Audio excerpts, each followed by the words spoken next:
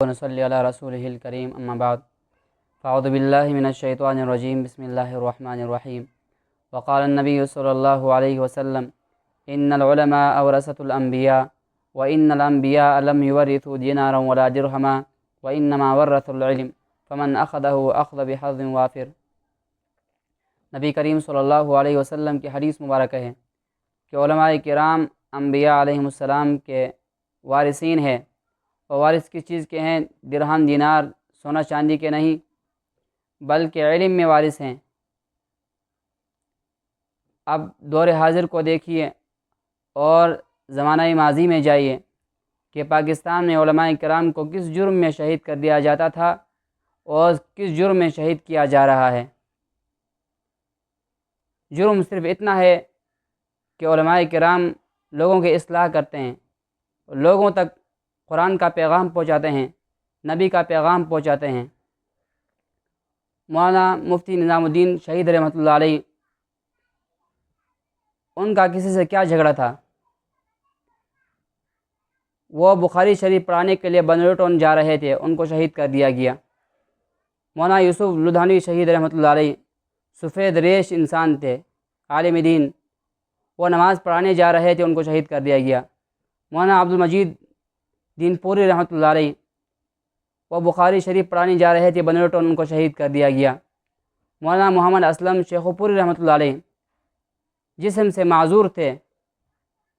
اب ظلم و بربریت کا حال دیکھیے کہ جسم سے معذور تھے، وہ کسی کو کیا نقصان پہنچانے والے تھے، یا کسی سے کیا جھگڑا تھا ان کا۔ اتوار کا دن بادر آباد سے درس قرآن دے کر واپسی اپنی مسجد میں جا رہے تھے، ان کو شہید کر دیا گیا۔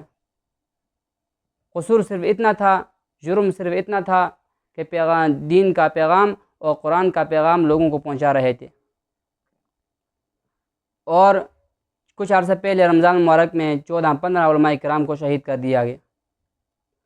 اور کل پرسوں کی بات ہے کہ مولانا خان زیب کو باجوڑ میں شہید کر دیا گیا۔ تو ان علماء کرام کا قصور اور جرم صرف اتنا ہے کہ وہ لوگوں کے اصلاح کا بیڑا انہوں نے اٹھایا ہوا ہے، چاہے جیسے بھی حالت ہوں، کیونکہ انبیاء علیہ السلام کے وارثین ہیں، چاہے سخت حالات ہوں یا نارمل حالات ہوں یا جیسے بھی حالات ہوں، علماء کرام نے اپنا جو ذمہ داری ہے، جو دین کی ذمہ داری ہے، جو علم کے وارثین، جو اپنے آپ کو علم کے وارثین کہلاتے ہیں، انہوں نے اپنی ذمہ داری تو نبھانی ہے۔